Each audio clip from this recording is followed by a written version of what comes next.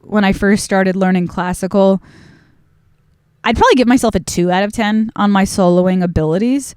And right now I'd give myself a 6 out of 10, which I think, I still have a lot more to learn, but that's a significant improvement.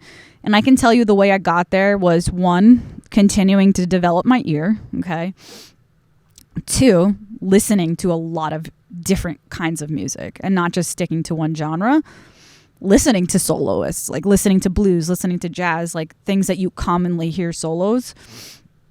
2, 3, learning music theory. So whether you're someone who plays by ear, whether you're somebody who plays by ear or you're somebody who like reads the music, you should be able to analyze what you're doing. So the best way to do that is just to learn all your scales. The best thing I ever did to develop my soloing skills, and I'm reaching a plateau now where I'm trying to figure out what the next best thing to do is. So if you know what that is, you include it in the comment section. But the best thing that I did to improve my soloing skills at this point was to learn all the pentatonic scales in every single key, left and right, like in my sleep. Like, you know what I mean? That was the best thing I did. It's funny. A lot of people will argue that the pentatonic scales are overused and they're boring. There is some truth to that, but I'm also going to include a meme that I saw on this, I think it's Jazz Memes. It's on Instagram. And it's this like, it shows you, what is it? The bell curve where it's like a small percentile of people do this, a small percentile of people do this. Is that what the bell curve is? So it's a really funny meme. I'm going to include it. And what it says is on the very bottom is the pentatonic scale.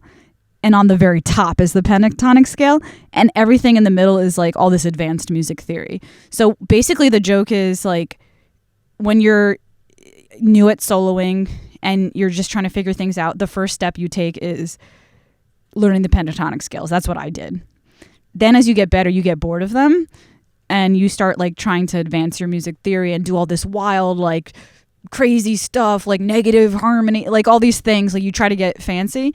And then after all is said and done, when you're a total master, you learn that the pentatonic scales was the best thing. So I just think that's like such a cool meme and a cool joke, because I've had some like people that I look up to pianist wise that say that's not true. The pentatonic scales get really boring. But I've also had pianists, like I had a piano teacher that he's out of this world, so good at piano. He's like a creature from another dimension. And he 100% like wholeheartedly agrees with that sentiment that the main thing he uses is the pentatonic scale. So at this point, I can say whatever instrument you're playing, guitar, bass, whatever, drums I can't help you with. That's like a whole nother thing. But harmony-wise and melody-wise, if you want to learn how to solo, learn the fucking pentatonic scales, left and right, every single key, and also learn the minor ones and the major ones, because they're both useful in my opinion. And the blues, it doesn't hurt to also learn the blues scale. That will give you a lot of creative freedom to solo. What to do next, how to take it from a 6 to a 10, that I don't know.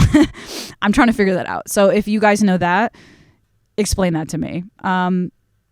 Also, I should mention this. If you're a instrumentalist, also learn chord inversions. Like if you have an instrument that plays chords, obviously, like if you're a flute or whatever, I don't know, maybe there is some use to learning like the structure of chords on a flute, but I'm not sure.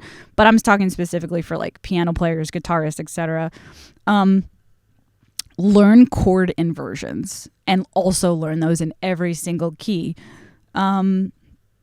Like if a musician doesn't know what a chord inversion is, like if someone's newer and needs me to explain that, it would be like, so you have for example, C major chord. So you can play that C, E, G, but you don't want to play it C, E, G every time.